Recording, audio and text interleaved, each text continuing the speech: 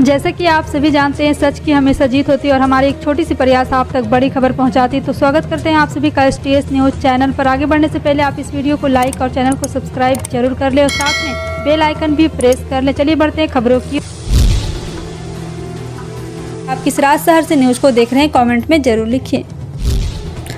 देश में राष्ट्रपति पद के लिए 18 जुलाई को वोटिंग होनी है। इसको लेकर विपक्ष फिर बीजेपी को घेरने की तैयारी में जुटी है। पश्चिम बंगाल की मुख्यमंत्री ममता बनर्जी ने 15 जून को दिल्ली स्थित कॉन्स्टिट्यूशन क्लब में विपक्ष की बैठक बुलाई है। ममता ने विपक्ष के 8 CM सहित 22 नेताओं को चिट्ठी लिखकर बैठक में शामिल होने का अनुरोध किया था। उधर माकपा के सीताराम येचुरी ने स्पष्ट किया है कि NCP नेता शरद पवार राष्ट्रपति पद के लिए विपक्ष के उम्मीदवार नहीं होंगे। इससे पहले चर्चा थी कि विपक्ष उनके नाम पर सहमत हो रहा है। विदेशी बाजारों में चल रही मंदी के कारण घरेलू बाजार में भी तेल तिलहन के भाव में गिरावट देखी जा रही है। सोमवार को लगभग आपको बता दें कि एक बार फिर से तेल के दाम में तिलहनों की कीमतों में गिरावट दर्ज हुई है। बाजार सूत्रों का कहना है कि मलेशिया एक्सचेंज में 2% की गिरावट है, जबकि शिकागो एक्सचेंज लगभग 1.5% तक टूटा है। विदेशी बाजारों की एक बात करें तो तिलहनों के भाव दबाव में रहे हैं। साथ ही अधिकांश तेल तिलहन में गिरावट देखने को मिली है। सूत्रों का कहना है कि मंडियों में सरसों की आवक लगातार घट रही है। दूसरी तरफ बिनौना में कारोबार लगभग रुक गया है। उत्तराखंड की धामी सरकार ने वित्त वर्ष 2022-23 के लिए बजट का पिटारा खोल दिया है। वित्त मंत्री प्रेमचंद अग्रवाल ने मंगलवार को विधानसभा के सदन में 65,000 करोड़ का बजट पेश किया है। मार्च में नई सरकार के गठन के बाद 3 माह के लिए धामी सरकार लेखा अनुदान लेकर आई थी। बजट में सरकार ने खर्च कम करने और आय के संसाधन बढ़ाने का संकल्प दोहराया है। वहीं दूसरी तरफ विपक्ष ने इस बजट पर नाराजगी जताते हुए बजट को एकदम खराब बताते हुए सरकार पर सवाल खड़े किए हैं। इस बार धामी सरकार ने प्रदेश भर से बजट को लेकर प्रदेश की जनता से भी अपने सुझाव देने की अपील की थी। वित्तीय वर्ष 2022-23 के लिए 65,571.49 करोड़ रुपए का बजट पेश हुआ है। उत्तर प्रदेश की योगी सरकार प्रदेश में हिंसक प्रदर्शन करने वालों पर कड़ा रुख अपना रही। हाल ही में भड़की हिंसा के बाद यूपी में जहां ताबड़तोड़ गिरफ्तारियां हुई, तो वहीं दूसरी तरफ प्रयागराज में रविवार को शहर में भड़की हिंसा के मास्टरमाइंड बताए जा रहे जावेद पंप के घर को जमींदोज कर दिया गया। यूपी में हिंसा फैलाने वालों की संपत्तियों पर बुलडोजर चला तो इस पर सियासी हंगामा शुरू हो गया। विपक्ष ने इसे कानून का उल्लंघन बताया और प्रशासन की कार्रवाई पर सवाल उठाया। वहीं बीजेपी नेता ऐसे एक्शन को सही ठहरा रहे हैं, कड़ी कार्रवाई को ही उपद्रवियों का जवाब बता रहे हैं। इसी बीच यूपी में बुलडोजर एक्शन पर MIM के चीफ असदुद्दीन ओवैसी भड़क गए। उन्होंने कहा कि यूपी के CM सुपर चीफ जस्टिस बन गए हैं, जो कि अपने कोर्ट में किसी को भी सजा दे सकते हैं। दिल्ली में कोरोना की स्पीड फिर तेज हो गई है। पिछले 24 घंटे में 1000 से ज्यादा मामले दर्ज कर दिए गए हैं। राजधानी में कोरोना के 1118 केस सामने आए हैं। 2 लोगों की मौत भी हुई है। संक्रमण दर भी अभी 6.50% चल रहा है। में कोरोना के 614 मामले सामने आए थे और आपको बता दें कि आज बड़ा उछाल देखने को मिला है। मामला डबल के करीब बढ़ गया है। संक्रमण दर में जरूरी मामूली गिरावट देखने को मिली है, लेकिन आंकड़े ये भी चिंता में डालने वाली है। कुछ दिन पहले तक राजधानी में स्थिति कंट्रोल में आती दिख रही थी, लेकिन अब अचानक से फिर से मामले में उछाल आया है। अगर आपको भी खेती करने का शौक है तो आप घर बैठे 15 लाख की कमाई कर सकते हैं। आज हम आपको बताएंगे कि बिजनेस आइडिया के बारे में, जिसके वैसे तो 12 लाख 12 महीने ही डिमांड रहती है, लेकिन जाड़ों के समय में इसका खास इस्तेमाल किया जाता है। घर में खाने के साथ साथ इसका इस्तेमाल दवाई के रूप में भी किया जाता है। जी हाँ, हम अदरक की बात कर रहे हैं, अदरक की खेती की बात कर रहे हैं, जिसके जरिए आप ये कमाई कर सकते हैं। आपको बता दें कि एक बार फिर से सरकार ने एक स्कीम लागू की है, जिसके तहत अदरक की खेती करने वालों को सरकार लोन भी देगी। अगर आप कम जगह में खेती करना चाहते हैं तो ये एक अच्छा ऑप्शन हो सकता है, जिसमें आपको तगड़ा मुनाफा भी हो सकता है। बता दें, अदरक को उगाने के लिए पुरानी फसल के कंद का इस्तेमाल किया जाता है। नगर विमान निदेशालय ने एयर इंडिया पर 10 लाख रुपए का जुर्माना लगाया है। एयर इंडिया पर यह जुर्माना यात्रियों पर वैट टिकट होने के बावजूद बोर्डिंग से इनकार करने का एवज में लगाया गया है। आपको बता दें कि जिस पर GDCA ने सख्त कार्रवाई करते हुए एयर इंडिया को न केवल फटकार लगाई, बल्कि उस पर एक बार फिर से कार्रवाई करने की हिदायत। उत्तर भारत के राज्यों में कहर झेल रहे लोगों के लिए राहत भरी जानकारी। राष्ट्रीय राजधानी दिल्ली, राजस्थान समेत कई राज्यों में आज और कल बारिश का अनुमान जताया गया। इसके चलते मौसम में बदलाव आएगा, साथ ही आंधी तूफान के भी आने की आशंका है।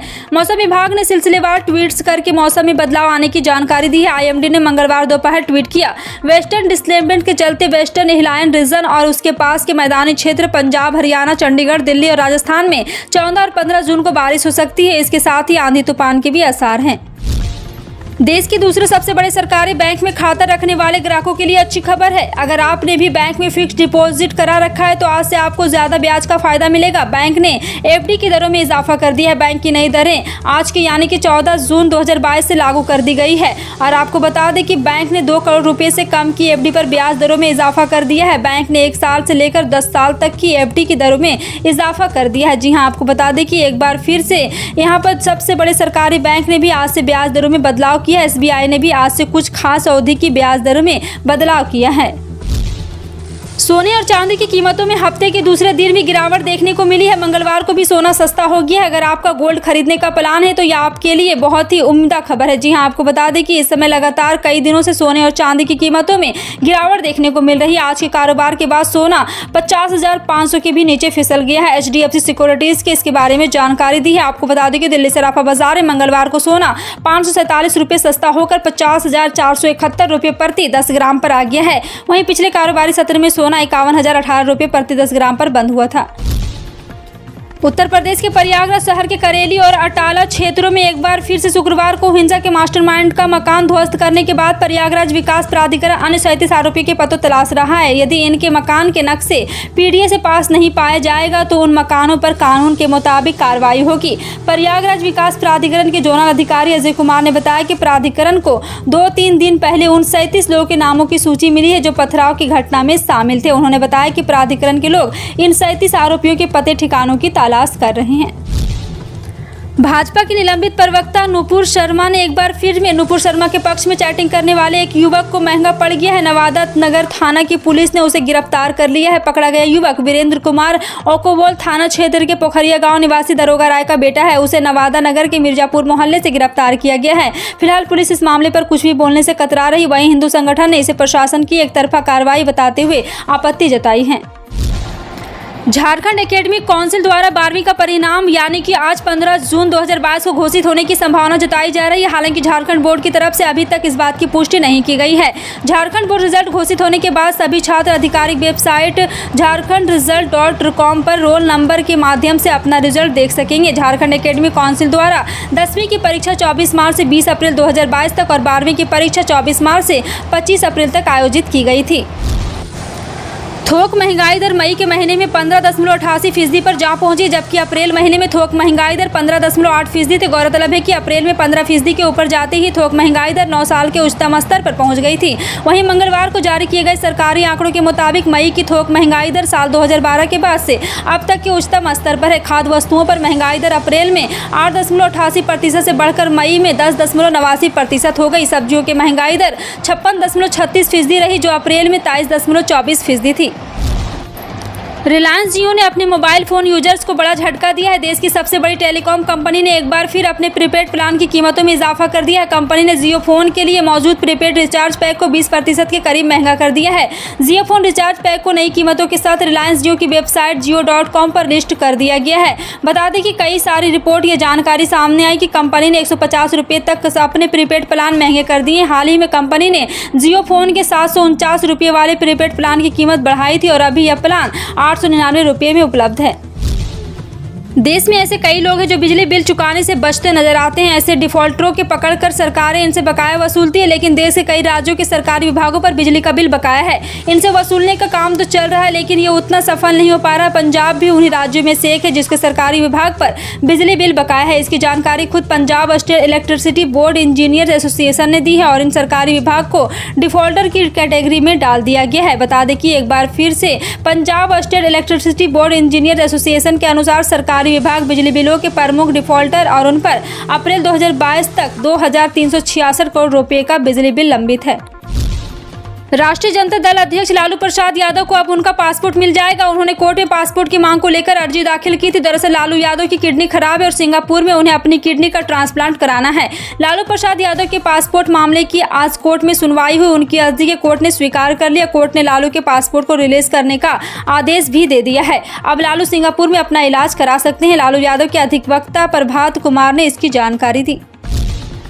कांग्रेस के पूर्व अध्यक्ष राहुल गांधी ने मंगलवार को एक बार फिर प्रधानमंत्री नरेंद्र मोदी के नेतृत्व वाली केंद्र सरकार पर निशाना साधा है। पीएम मोदी द्वारा सभी विभाग और मंत्रालय में अगले 1.5 साल के दौरान 10 लाख लोगों की भर्ती करने के लिए दिए गए निर्देश पर राहुल ने ट्विटर पर तंज कसते हुए कहा है कि यह जुमलों की नहीं बल्कि महाजुमलों की सरकार है। राहुल गांधी ने साथ ही यह दावा किया है कि जैसे हर साल 2 करोड़ नौकरियों का झांसा दिया गया था, ठीक उसी तरह अब 10 लाख सरकारी नौकरी की बारी है। प्रयागराज हिंसा के मुख्य आरोपी जावेद के घर पर बुलडोजर चलने पर बवाल शुरू हो गया। यह मामला सुप्रीम कोर्ट से लेकर हाई कोर्ट की चौखट तक पहुंच गया। बुलडोजर की कार्रवाई के खिलाफ सुप्रीम कोर्ट के रिटायर्ड जज समेत 12 लोगों ने चीफ जस्टिस ऑफ इंडिया को याचिका भेजी और मामले पर सुनवाई की। चिट्ठी लिखने वालों में सुप्रीम कोर्ट के पूर्व जज justice B Sudarshan Reddy, justice B Gopal Chandra, Uday Singh, Anand Gaurav शामिल है। दरअसल 10 जून को जुमे की नमाज के बाद प्रयागराज में जो हिंसा हुई उसके मास्टरमाइंड बताए जा रहे जावेद मोहम्मद का घर प्रयागराज डेवलपमेंट अथॉरिटी ने 12 जून को महज 4 घंटे के भीतर ध्वस्त कर दिया। इस बुलडोजर कार्रवाई पर तमाम सवाल उठ रहे हैं। उससे पूछा जा रहा है कि अगर आरोपियों को इसी तरीके सजा देनी है तो अदालत की जरूरत ही क्या है। फिलहाल आपका इन सभी खबरों पर क्या कहना है, कमेंट सेक्शन में टाइप करके जरूर बताएं। इसी तरह की पल पल की अपडेट जानने के लिए जुड़े रहें आप अपने NTS न्यूज चैनल से। मिलते हैं अगली बड़ी खबर में, तब तक के लिए जय हिंद।